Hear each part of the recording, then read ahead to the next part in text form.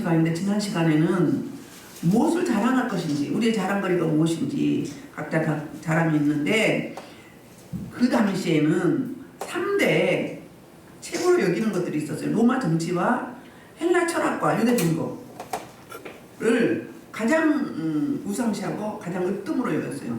그런데 신흥 종교, 이단 사입이 그들이 평가대로하면 기독교가 나왔어요. 예수님은 십자가에 처형당한 흉악범이었어요. 그를 뭘로 섬기는 거예요? 하나님으로 섬기는 거예요. 그러니까 인간의 논리와 이론은 말이 안 맞죠. 그러나 그들이 깨끗하게 실패했어요. 왜요? 그들은 우리 인생의 근본 문제를 해결하지 못했어요. 근데 그들이 이단시하고 사이비시하는 신흥종교, 기독교는 뭐였어요? 십자가, 구속의 은총으로 인간의 근본 문제, 절대 어떤 종교도 어떤 철학도 어떤 능력도 해결할 수 없는 구원의 문제, 영혼의 문제, 죽음의 문제를 해결해 주셨어요. 아멘. 그래서 너희들 몸에 할례, 외적인 할례 그 자랑하지. 그런데 나는 뭘 자랑한다고? 십자가. 오직 나의 자랑거리는 십자가다. 너희들 자랑으로 여기는 것 나는 배설물로 여겼다. 이런 말씀을 했습니다. 오늘은 할례에 대한 결론이에요. 가라디아 교회가 할례 때문에 문제가 발생했거든요. 그래서 그 마지막에 마무리하면서 마지막 시간에 결론을 내리고 있습니다. 15절에는 할례에 대한 한계가 어떤 건지 설명을 하고 있어요. 15절 시작.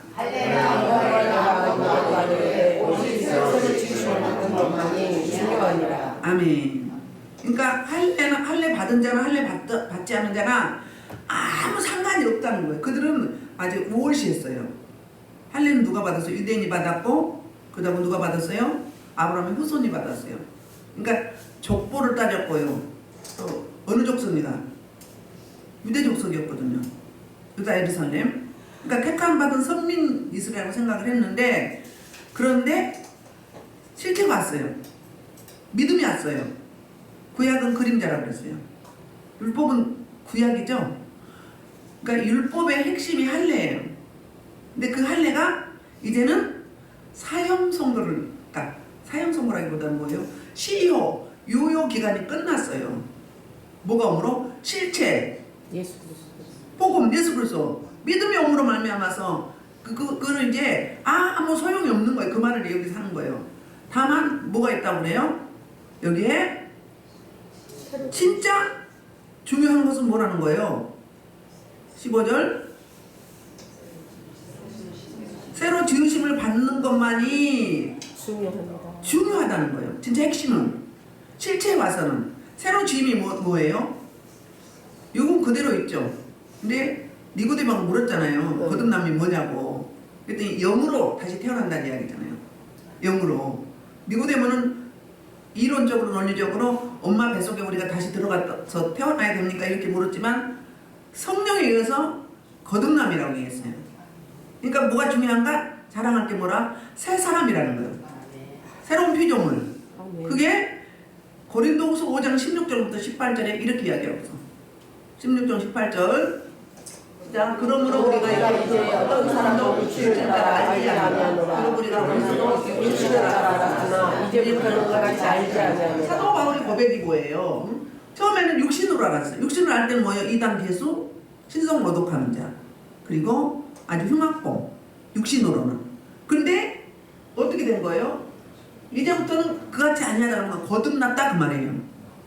영으로 새롭게 다시 태어났다. 그러니까 재해석이 이루어진 거예요. 재해석이. 그러면서 그래서 어떻다는 거예요? 그런즉 누구든지 그리스도 안에 있으면 새로운 피조물이라. 이전부터 지나가다 뭐요? 이제 복음을 받아 십자가 구속의 은총을 받아서 십자가 복음이 내 안에 들어오면서 믿음이 생겼어요. 믿음의 법이 생겼어요. 그러니까 누구 안에? 그리스도 안에 있으면, 그 십자가 안에 있으면 새로운 피조물에서 다시 태어났다는 거예요. 새로운 피조물. 자, 그래서 어때요? 이전에 옛날에 옛사람은 갔어요. 육체는 죽었어요. 세상 것은 죽었다는 이야기예요. 예수님이 십자가에 못 박힐 때 나의 옛사람, 옛 죄악, 옛 자아 다 못 박은 거예요. 근데 아직도 우리는 그 자아를 자꾸 내세우고 자기를 드러내고 있어요. 그러니까 다시 옛사람으로 돌아가려고 하는 거예요. 초등학문으로. 사도 바울이 율법은 할례는 초등학문이라고 했어요.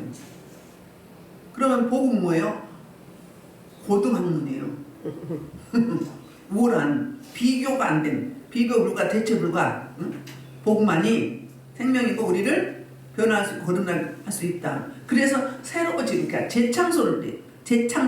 재창조됐다. 그리스도 안에 새로운 피조물이라 이전 것은 지나갔으니 보라 세워지던 것도 하다. 그러면 옛날의 것은 다 굿바이 시켜야 돼. 버려야 돼요. 배설물이기 때문에. 근데 못 버리고 있단 말이에요. 배추 절였는데 설절이면 어떻게 해요? 자꾸 일어나서 밭으로 가려고 하죠. 우리 옛 자아들이 내 자기 의가, 내 자존심이, 내 아집이 자꾸 드러나가지고 자꾸 뭐예요? 잘났다고 내세우려고 그래. 자랑하려고 그래. 그게 우리 인간의 한계예요. 그럴 때마다 십자가 앞에 내 자를 탕탕탕 못을 박아주는 게 그게 새로운 피조물이 해야 될 일이에요. 그래서 보라 새 것이 된 거예요. 새 사람이에요. 옛 사람이 아니에요. 우리 새 신부 그러죠. 새 신랑. 그러면 그 사람은 어떻게 됐다는 거예요? 옛날엔 나 개인이었는데 이제는 새 신랑 새 신부는 뭐예요? 누구에게인가 소속되고 누구 소유물이 됐다 이거예요. 우리는 누구에 소속된 거예요? 예수님. 그리스도 안에 예수 그리스도 옆에 십자가 앞에 소속된 거거든요. 그게 새로운 피조물이에요. 새 것이에요. 그래서 그런 자들이 새로운 피조물들이 어떤 일이 있는가? 새로운 피조물 되면 모든 것이 하나님께로부터 났으며 그가 그리스도로 말미암아 우리를 자기와 화목하게 하시고 또 우리에게 화목하게 하는 직분을 주셨죠.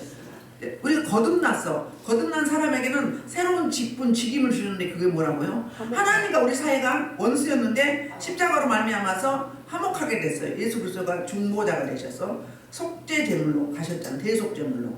그리고 또 두 번째는 화목 제물이었어요. 원수였는데 예수님 십자가 못 박혀 돌아갈 때 성전 2장에 쫙 하나님에서 하늘 문이 열리고 이제 하나님께서 우리가 히브리서에 보면 성소에 들어갈 담력으로 못 들어갔어요. 지성소에 못 들어갔어요. 대제사장이 1년에 한 번만 들어갔어요.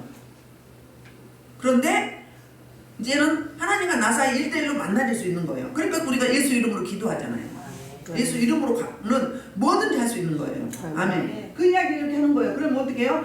하나님과 우리가 화목했으면 사람과 사람 사이가 화목되는 거예요. 화목하게 하는 직분을 줘서. 그러니까는 트러블 메이커는 어때요? 계속 분란을 일으켜요. 계속 싸움하고 말무름 나고 이러죠. 그 사람은 성령의 사람이 아니에요. 안 거듭난 거예요. 교회 안에 직분이 있어도 목사도 장로도 뭐이 안수집사도 권사도 응? 보면 그 사람 자꾸 싸우는 사람 있죠. 그 사람은 그게 은사예요. 트러블 메이커라고요. 교회 안에 멤버십의 걸림돌이에요. 자꾸 이 말 저 말 옮기고 응? 흠잡고 비난하고 수근수근하고 응? 그건요 마귀 종이에요. 안 거듭난 거예요. 옛사람은 다시 가버린 거예요. 율법주의자는 똑같아요. 율법주의자들이 그렇게 비판하잖아요. 정죄하고 똑같은 거예요. 직분을 주셨는데 뭔 직분? 화목하게 하는 직분을 줬어요. 갈라디아서 주제가요. 믿음으로 그러니까 갈라디아서 주제가 뭐죠? 의인은 믿음으로 말미암아 살리라. 믿음이에요. 주제가 첫 번째. 두 번째는 성령의 행하심이에요. 그러니까 성령을 따라 사는 자.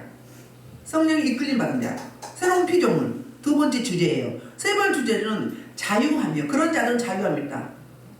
율법의 매인 자들, 율법의 멍에를 맨 자들, 율법의 종된 자들은 자유함이 없어요. 끝없이 노력해야 되고 끝없이 분주해야 되고 수고해야 되고 애써야 돼요. 그래서 그걸로 인해서 내 행위로 내 의로 구원을 얻으려고 해요. 그러니까 자유함이 없는 거예요.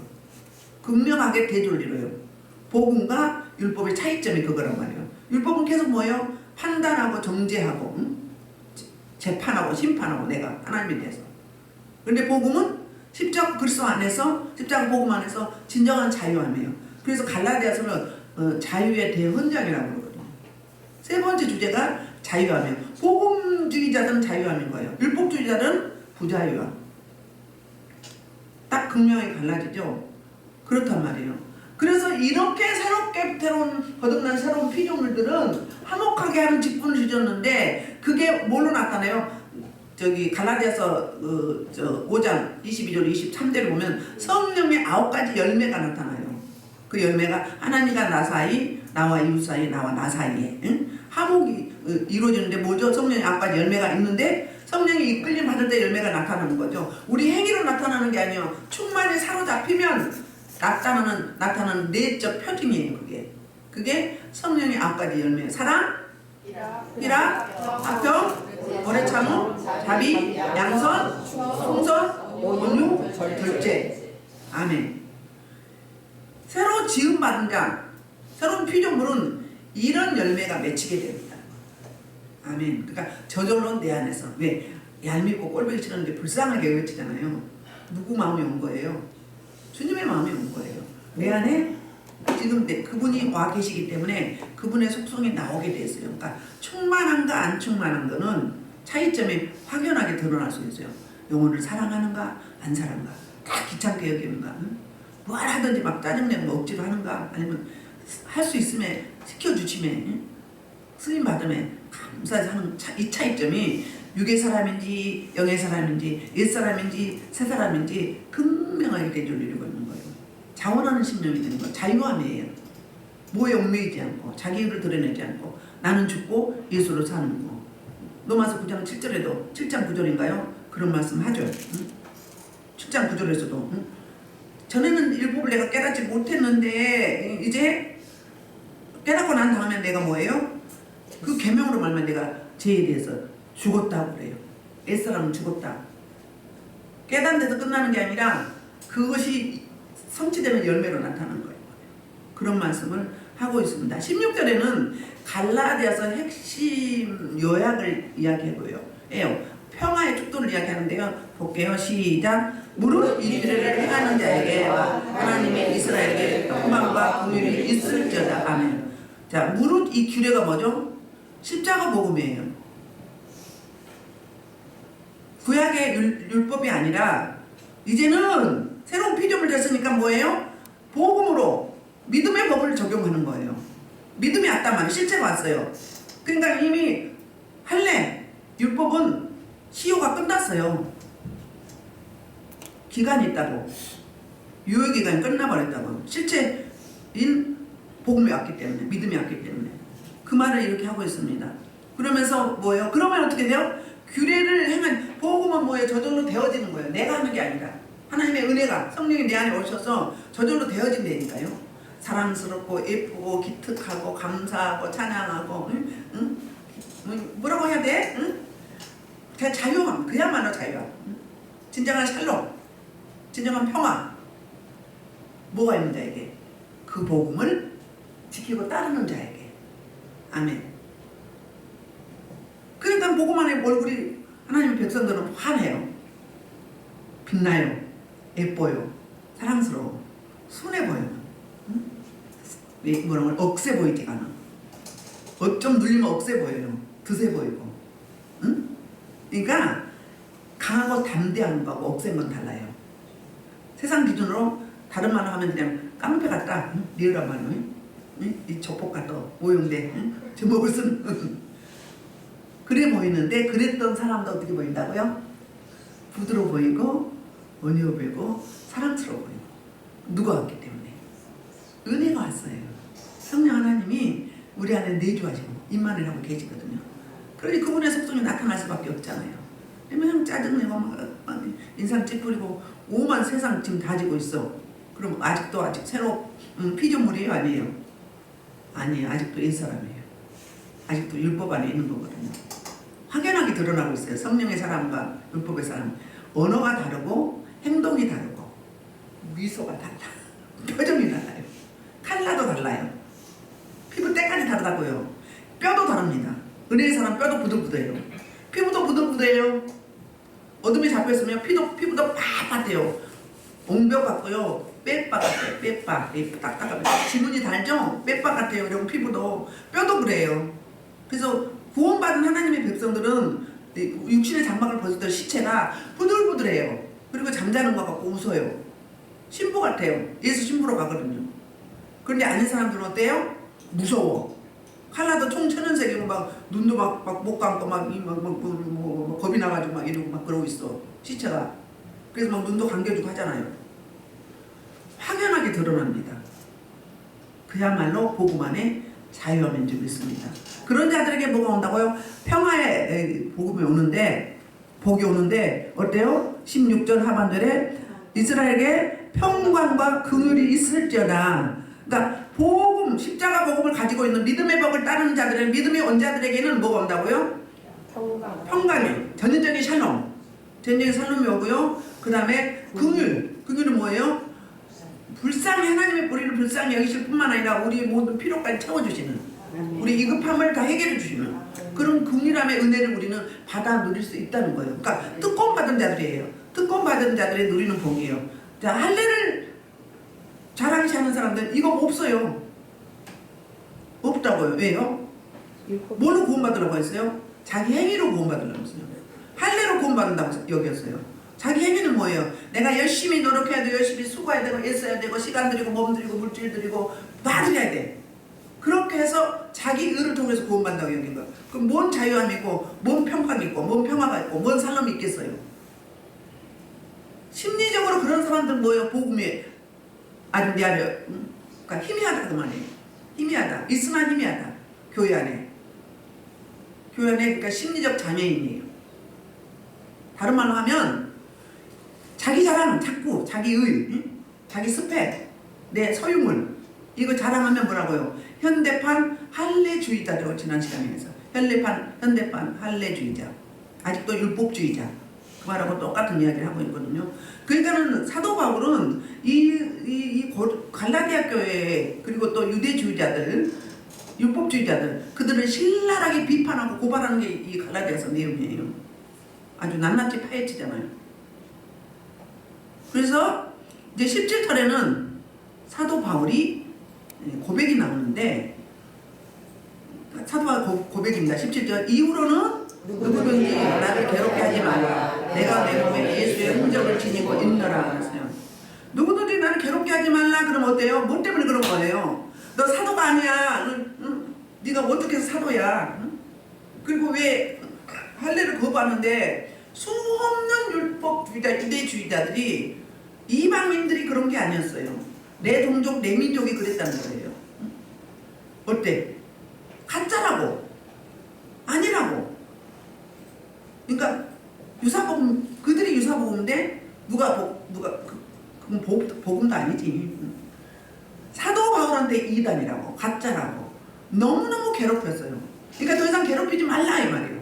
뒷다리 잡지 말라 이 말이에요. 개척해놓으면 그래서 성도들이 복음으로 양육돼서 좀 설만하면 거짓 교사들이 와가지고 유대율법주의자라고 가지고 다 흩어버리고 교회를 혼란하게 만든 거예요. 그리고 사도 바울을 매도하는 거예요. 왜곡하는 거예요. 참 진리 참 복음인데, 그러니까 복음이 희미한 자들은 어때요? 그럴싸해 보여. 그걸로 넘어가는 거예요. 여러분 이단에 가는 사람이 왜 가는 줄 아십니까? 그 영이 물론 있어요. 있는데 왜 가는 줄 알아요? 말씀이 없기 때문에 가는 거예요. 말씀이 없기 때문에. 1:1 공부하면 절대 이단에 못 갑니다. 우리 교회 사람 이단 갈 수 있어요? 들어보면 달라요. 아, 이만희가 뭐 어린 양이라고 하는데요? 정광훈이 어린 양이라고 하는데요? 정광이 다른 사람 많잖아요. 자기가 어린 양이래. 뭐라고 해요?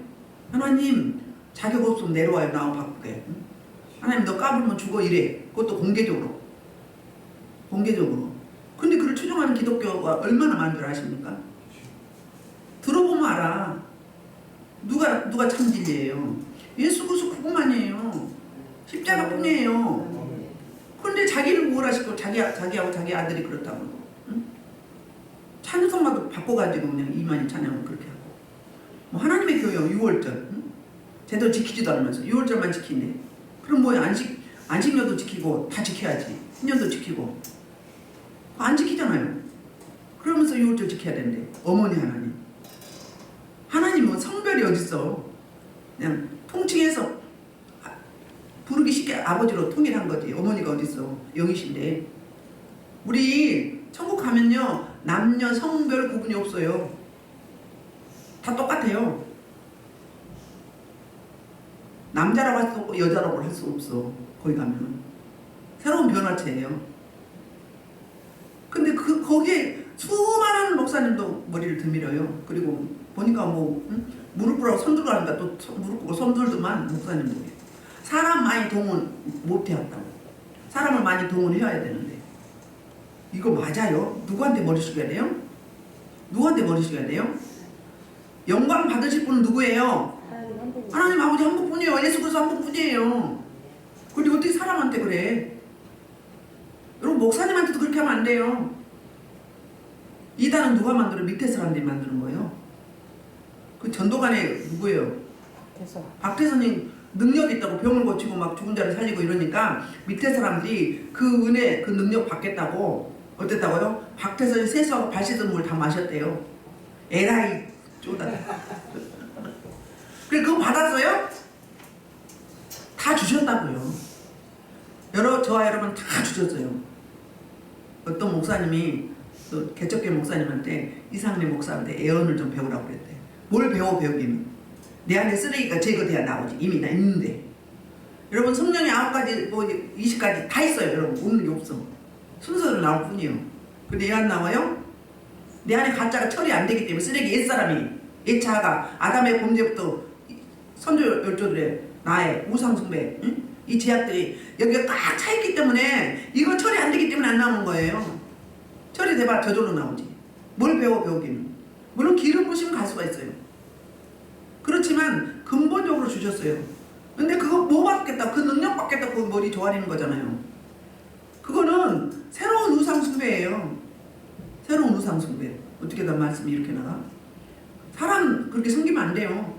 물론 하나님의 대리인이기 때문에 특별히 뭐 하긴 해야 되지만 하나님처럼 그렇게 하면 안 된다 이 말이에요. 하나님 한번 독보적인 스스로 계신 자존하신 분이잖아요. 자존하신 분이에요. 근데 사람 앞에 그럼 되겠어요? 그래서 이 가라디아 교인들은 어땠어요? 율법주의자들이 복음은 아니라고 하면서 사도 바울은 가짜라고 할 때 응?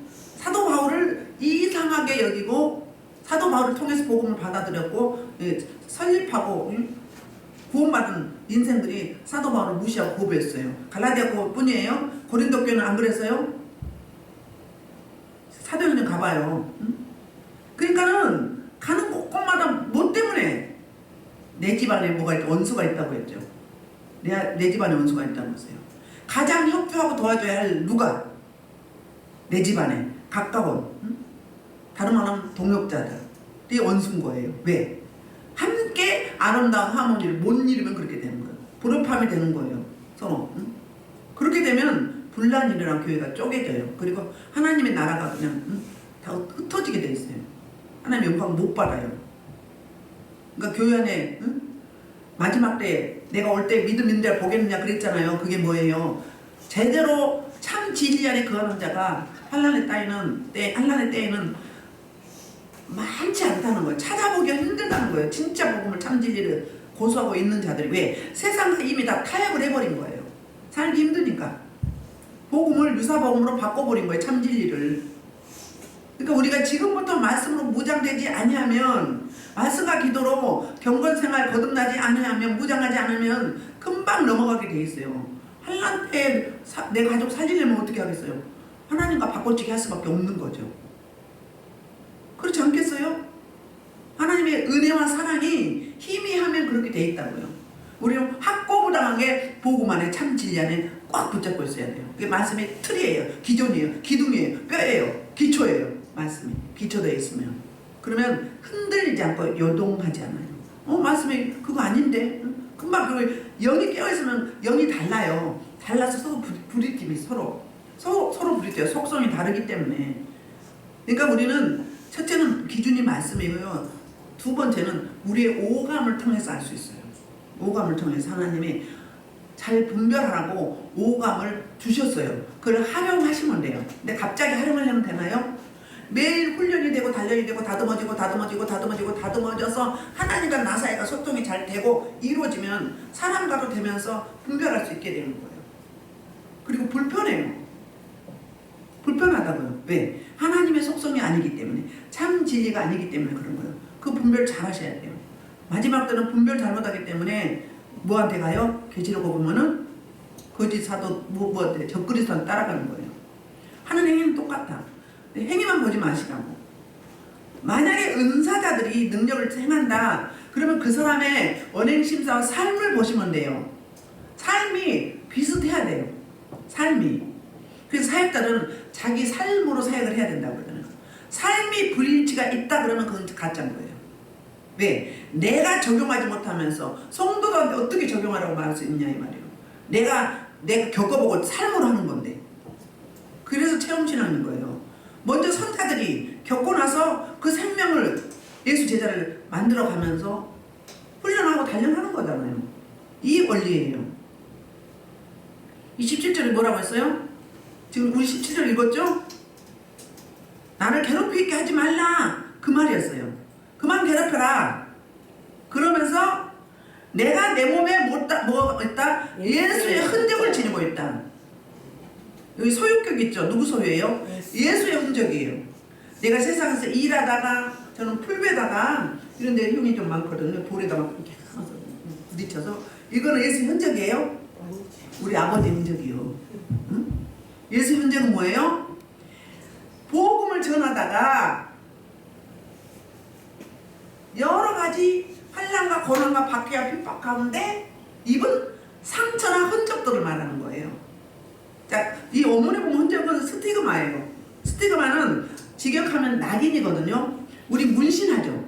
문신. 그 당시에는 자기 소유인 짐승에게나 존이나 하인에게 자기 소유를 표시하는 인두에다가 불을 지져가지고 먼저 새기겠죠. 주인 이름을 새긴다든지 뭔가 특징적인 거를 주인을 암시하는 새겨서 그 살에다가 팍 지진 거예요.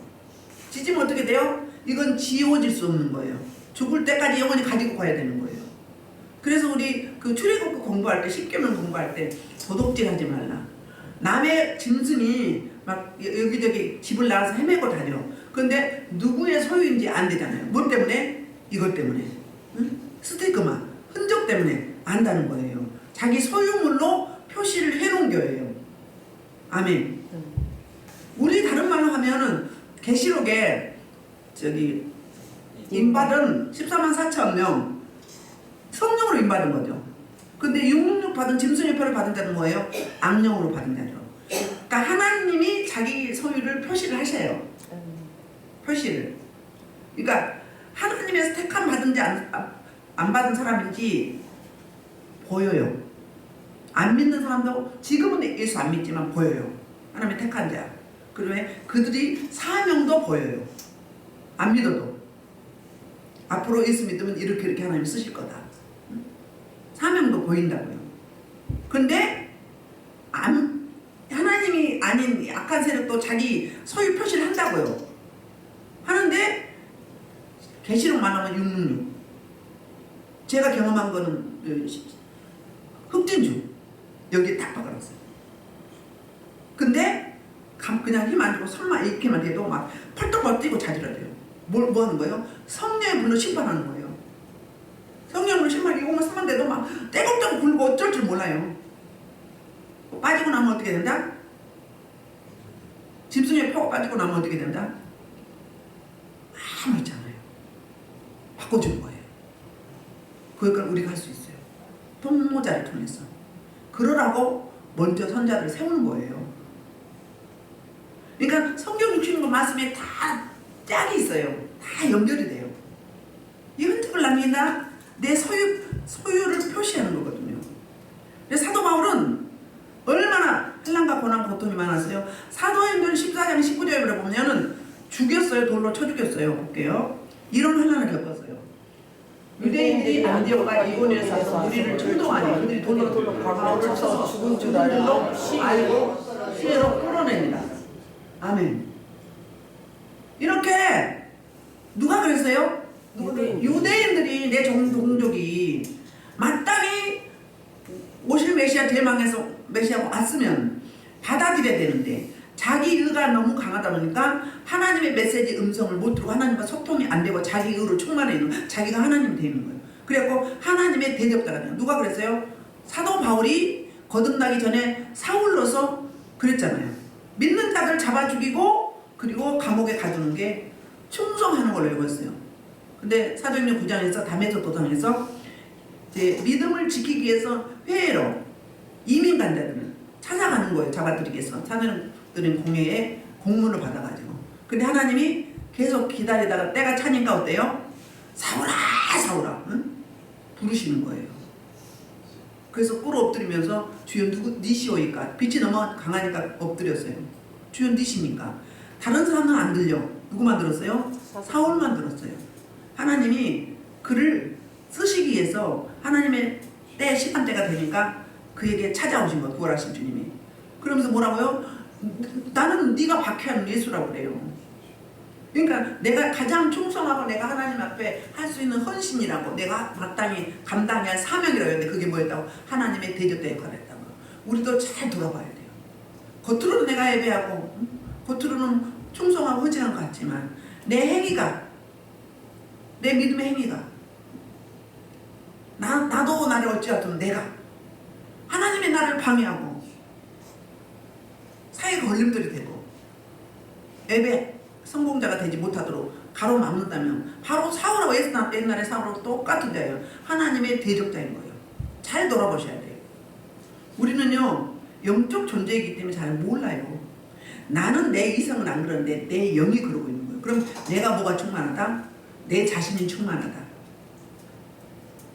내 우월주의, 현대판 할례주의자. 그렇기 때문에 난 신령해. 난 능력이 많아. 난 하나님과 소통하고 있어. 성령 충만해. 그럼 충만한 게 나와야지. 생명 살리는 게 나와야지. 왜 자꾸 흔들어? 그거 안 돼요. 빨리 고치셔야 돼요. 받아들이셔야 돼요. 인지만 해도 50% 나간다고 했죠. 계속 고수하고 있어 봐요. 하나님 앞에 가서 뭐라고 할 건데. 그날 우리 행위력에 다 올려집니다. 천사들에 의해서 다 올려집니다. 은행 심사, 마음먹음, 마음의 속 생각까지 자기 대화도 다 올려지는 거예요. 낱낱이 감찰하신 하나님이에요. 두렵습니다. 주님 앞에 와서 뭐라고 할 건데. 그래서 그랬다는 거예요. 그 다음에 이제 복음을 전하면서 어떤 일이 있어요? 돌에 맞아서 죽었다고 시해로 불어서 버렸어요. 근데 좀 있다가 깨어나가지고 홀 돌고 일어나서 또 가서 복음 전하는 거예요. 이거 세상에 감당치 못한 거예요. 사도 바울은 완전히 성령이 충만히 사로잡힌 거예요. 뭘로? 날마다 말씀과 기도로 늘 채워진 거예요. 그러니까 하나님과 멀어질 수가 없는 거예요. 안지나서나 주님 생각, 안지나서나 교회 생각, 안지나서나 생명 생각, 영혼 생각, 이거밖에 없었어요. 거듭나고 난 이후로 지속적으로 그만큼 뜨겁게 만났죠. 훈련도 13년이나 겪었잖아요. 하나님께 이때도 독대하면서. 그럴 때 나를 다 버리고 주님 것으로 바꿔지는 거죠. 모세 40년이 그거예요. 여러분, 저와 여러분 몇 년 그랬습니까? 응? 우리는 천국 갈 때까지 물론 니모델링 해야 되지만 쓰임 받기 전에 반드시 훈련 과정이 필요한 거예요. 훈련이 덜 되면 어때요? 계속 시행착오가 있는 거예요. 그거 처리해야 돼요. 처리하고 새롭게 해서 가야 되는 거예요. 제가 이제 흔적에 대해서 말하겠습니다. 봐요. 자, 고린도후서 11장 23절부터 26절까지 볼게요. 자, 그들이 그리스도의 이름이냐 진실만 말하느니라 나는 더욱 그러하다. 내가 스스로를 넘치도록 하고 목에 붙여서 저만이 매도 수 없이 맞고 여러분 죽음을 하였으니 유대인들에게 40에 하나 감한배를 5번 맞으며 3번 태장으로 맞고 1번 도로 맞고 3번 사슬하고 일주일에 그 바다에 있으니 여러분 여행하면서 강의 용과 강의 용과 이방인의 강의 용과 바다의 용 모든 형제의 영을 당하고 또 수고하고 여러분 자녀 주리며 목마르고 여러분 굶고 춥고 헐벗어보라. 이 일은 고사하고 아직도 날마다 내 속에 눌리는 일이 있으니 그것은 뭐라고요? 모든 교회를 해요. 영년. 그러니까 수 없는 환난과 고난과 고통을 다 겪은 거예요. 신약의 인물 중에 사도 바울처럼 환난과 고난과 박해를 많이 받은 사람은 아마 없을 거예요. 그래도 한 번도 사도 바울이 흔들렸다는 적이 없어요. 흔들린 적이 없었어요. 물론 초창기에는 일중심이라 상처도 주고 시행착오가 있었지만 인간인데 시행착오가 왜 없겠어요. 그러나 하나님의 참진리를 깨닫고 성령이 들린 이후부터는 한 번도 뒤를 돌아보지 않았어요. 옆도 돌아보지 않았어요. 오로지 안지나서나 주님 생각뿐이었어요. 복음 생각뿐이었어요. 영혼 살림 뿐이었어요. 그러니까 아직도 뭐라고요? 교회 개척해놓은 교회들이 잘 가고 있을까? 혹시 이 거짓 사도들이 아까 또 해집지 않을까? 이런 염려가 늘 있었다는 거예요. 기도하면서도. 아멘. 그래서 몇 장 10절이에요? 고린도서 4장 10절이에요. 우리가 항상 예수의 죽음을 몸에 짊어지고 예수의 생명을 나타나는 아멘. 그러니까 임마누엘이에요. 고난 받은 예수. 그럼 우리도 마땅히 고난 받아야 되는, 고난 달게 받아야 되는 거예요. 맨날 잘 살고 잘 먹고 편하고 순탄하게 가고 이거는 뭐예요? 기복신앙. 세상 종교가 믿는 신앙이에요. 사랑을 받았으면 고난도 능히 있는 거예요. 능히. 아, 개척교회 세우면, 초대 믿음의 개척교회를 세우면 가족 중에 어떤 사람이 온다고요? 사망하거나 장애인이 나와요. 뭐예요? 예수님이 목숨으로 교회를 샀잖아요. 우리를 샀잖아요. 똑같은 일이에요. 그만큼 환난과 고난과 고통이 따른 거예요. 영적 전쟁이 심한 거예요. 쉽게 생각하면 안 되는 거예요. 근데 너무 쉽게 생각하려고 하지 마세요. 목숨 내놔야 돼요. 그런 각오로 해야 돼요. 성령이 붙잡히면 그래요. 맨날 칭찬만 받으려고 하지 마세요. 응? 잘할 때 칭찬 받아야 되겠죠. 근데 어린 생명들은 칭찬 받길 좋아하지만 장성한 분량은 그러면 안 돼요. 응? 내가 남을 칭찬을 해줘야지. 나만 받으려면 어떻게 돼? 자신밖에 모르면. 그럼 안 되죠. 이런 이렇게는 사도 바울처럼 이렇게는 못 가도 우리는 천만분의 일이라도 흉내라도 내야 되지 않겠어요? 예수의 흔적. 사도 바울은 정신적인, 심리적인, 육체적인, 전인적인 예수의 흔적이 있었어요. 제가 예수의 흔적이 있다고 그랬죠. 저쪽 교회 있을 때 한참 막 집회할 때 막 사람들이 많이 하고 막 통로에도 앉고 날마다 기적이었어요. 번호표 주면서 날마다 사람들이 많이 몰려왔어요. 물론 저쪽 지하에 있어서 더 많이 왔지만 그때 하나님 브레이크를 건 거예요. 왜요? 목사님 사모님이 당이 심한 것 같아. 내가 심하다고 이야기해도 아니래. 저보다 어린데 나이가 많아 보이고 막 다리도 휘어지고 걸음도 잘 못 걷고 숨이 가쁘고 막 이래요.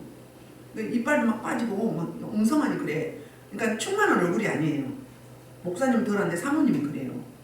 그런데 어느 날 사모님 여기 좀 우리 교회가 이렇게 지방에서 오갈 데 없는 분들 교회에서 이렇게 같이 먹고 자고 했어요.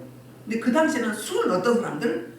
아주 심하게 귀신들 이제 심하게 정신병자. 여기는 진짜 편한 거예요. 너무 조용한 거예요. 밋밋한 거예요. 이면 목사님 산 증인이에요.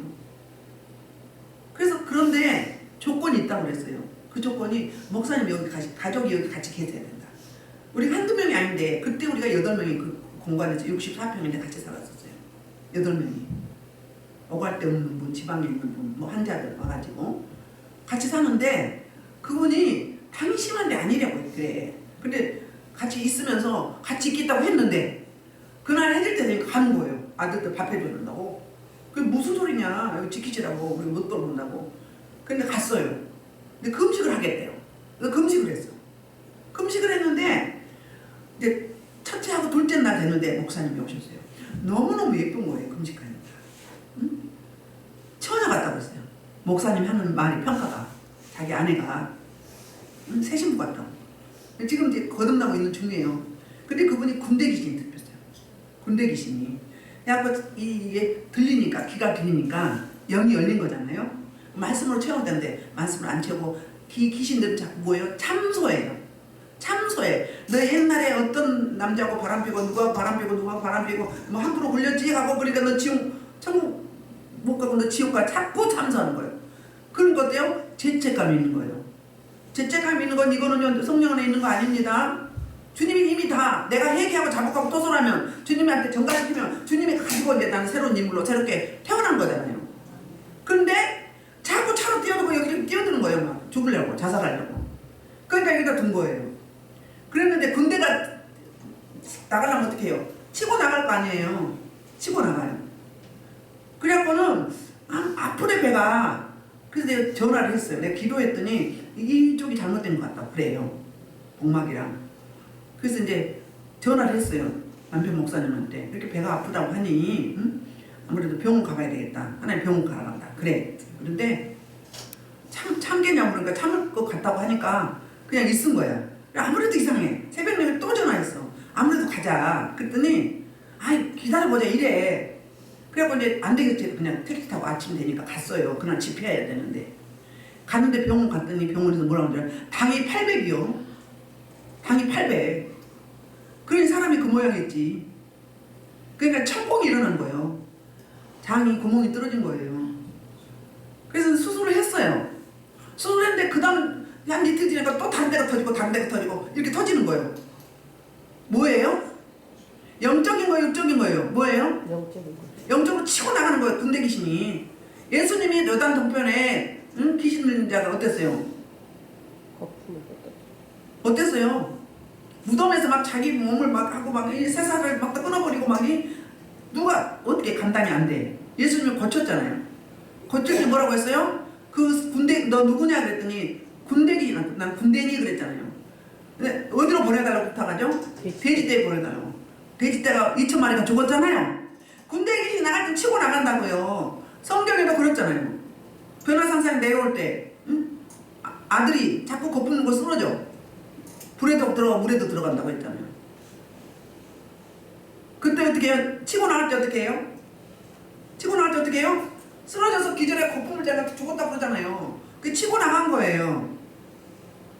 제가 그럼 무슨 흔적이 있겠어요? 저 전과자예요. 저 받은 거는 귤 5,000원짜리. 그거밖에 받은 거 없어요. 귤 5,000원. 응? 초범이에요.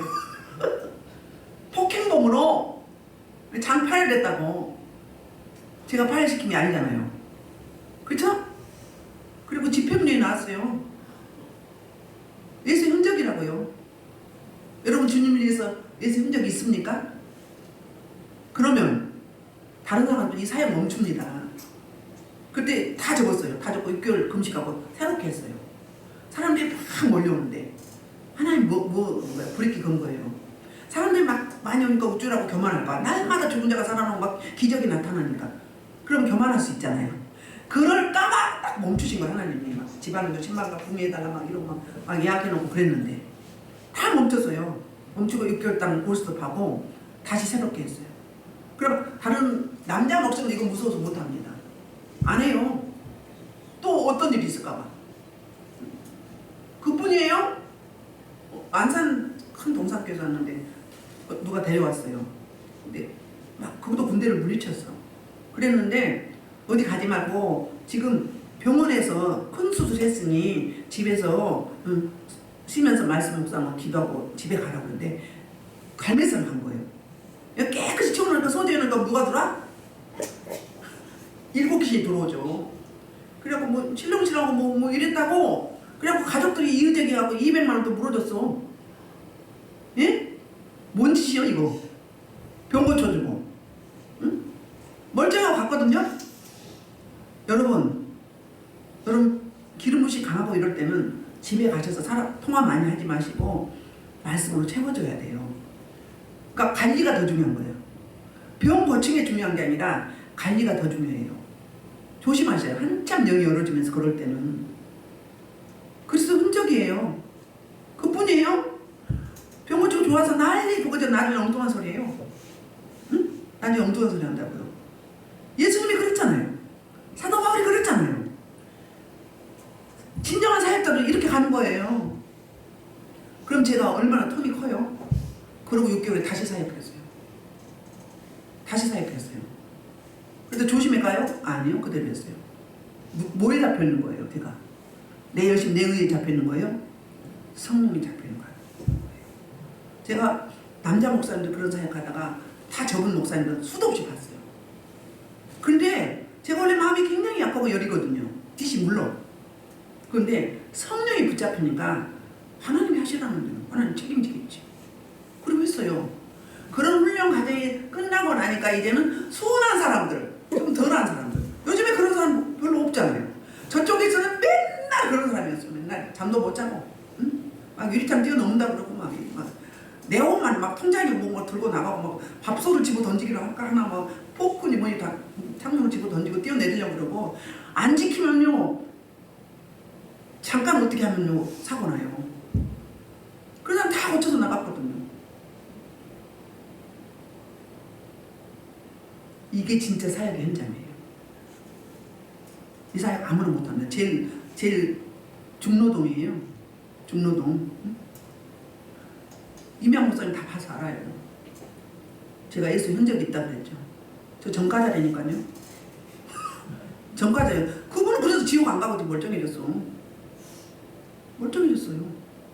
다 나가고 나면 멀쩡해지는 거예요. 관리를 잘 하셔야 돼요. 예수 흔적이 뭐라고요? 저 여러분은 앞으로 주님 앞에 갑니다. 갑니다. 안 가는 건 한 분도 없어요. 가서 주님 앞에 너 나를 사랑하는 흔적이 있니? 하고 물으면 뭐라고 말할까요? 할 말 있으세요?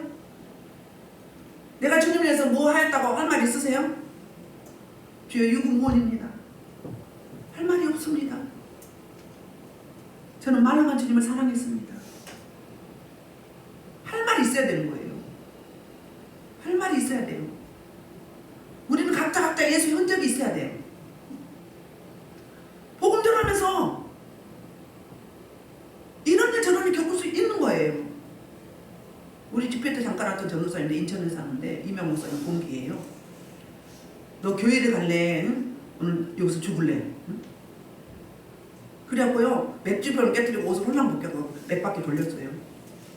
그래도 그 전도사님은요 끝까지 있습니다. 그 남편이 구원됐어요. 그분의 승적 있죠.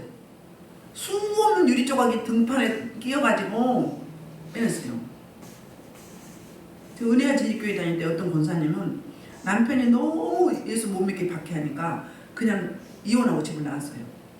그러니까 남편을 택할 것인지 예수를 택할 것인지. 대단한 믿음 아니에요?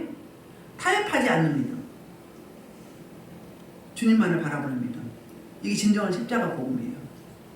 예수의 흔적. 이거는 말로 그냥 조금 뭐 이런 게 있는 게 아니에요. 치명적인 흔적이 있는 거예요. 목숨이 왔다 갔다 하는 흔적. 응? 사도 바울은 그랬거든요. 네 몸에 그 할례 성기에 그 표피 밴 거 그거 펴줘. 그거 자랑하려고 그거 자랑하냐? 그게 자랑이냐? 진짜 자랑은 이거다 이거예요. 주님을 위해서 얼마나 환난받고 고난받고 예수가 힘썼는지, 교회를 위해서 영혼들을 위해서 생명을 위해서 무엇을 했는지 그게 진짜 자랑이다. 십자가가 자랑이지 어떻게 할례가 자랑이니? 어떻게 네 수고가 자랑이니? 이 이야기를 하고 있는 거예요. 어마무시한 이야기예요. 여러분 쉽게 신앙생활 하려고 하지 마세요. 쉽게 사역하려고 하지 마세요. 이 사람 다니고 저 사람 다니까 아무나 개나소나 다 한 줄 아세요? 목숨 내놓고 하셔야 돼요. 목숨 내놓고. 저는 할 말 있습니다. 저는 그렇게 목숨 내놓고 했습니다. 앞으로 변질되지 말아야 되겠죠. 그러니까 할 말이 있는 거예요. 저는 여러분한테 당당하게 할 말이 있어요. 왜? 난 내 몸 살리지 않았어요. 나를 위해서 돈 내라 뭐해라 하지 않았어요. 하나님 주신 은사 가지고 돈벌이 하지 않았어요. 할 말이 있잖아요. 삶이 있잖아요. 그런 각오가 돼 있어야 돼요. 그런 각오. 근데 교회를 흔들려고 해요, 영으로? 그러지 마세요. 저도 그냥 내버리면 진흙이게 하는 겁니다. 응? 빨리 피드백을 받으세요. 그래서 자꾸 영적으로 발전해 가야 돼요. 그리고 목숨 내놓고 하셔야 돼요. 그게 진정한 사역자의 길이요, 사명자의 길이에요. 소명이 뭐라고? 불을 쏘면 목숨 명이라고 했어요. 사명이 뭐예요? 일사 목숨 명이에요. 목숨 보고 그 일을 행한다 이 말이에요. 한문으로 따지면 부르심이 목숨을 걸었다 이 말이에요. 목숨을 건 믿음의 선지들이 얼마나 많아요. 그래서 어떤 분이 이렇게 기도했다고 그러잖아요. 주님, 죽음을 앞두고 저는 12제자처럼 그런 은혜 안 주셔도 됩니다. 주님, 저 능력 많이 안 주셔도 됩니다. 다만 마지막 죽어가면서 십자가상에서 우병감로에게 주신 그 기물, 그 은혜, 그걸 저에게 주세요. 그 은혜만 구합니다. 다른 거 구하지 않습니다. 왜요? 교만할까봐. 나 사도다, 나 제자다. 나 이렇게 능력 많이 받았다. 나타나지 않겠노라고 다짐하면서 뭐라고요? 마지막 구원받은 우병감독에게 주신 그 은혜, 그 사랑, 그 긍휼, 그거 내게 주세요. 이렇게 기도했다고 합니다. 저 여러분이 주님 앞에 언제 갈지 각자 개인적인 종말이 있습니다. 갈라디아서를 마치면서 이 예수의 흔적 이거 그냥 이야기가 아니에요. 어떻게 하다 좀 상처 입었겠지. 문자적으로 보니 뭐 그런 환난 겪었지. 그게 아니에요. 사도 바울은 아예 목숨을 넣어놨어요. 걸었어요.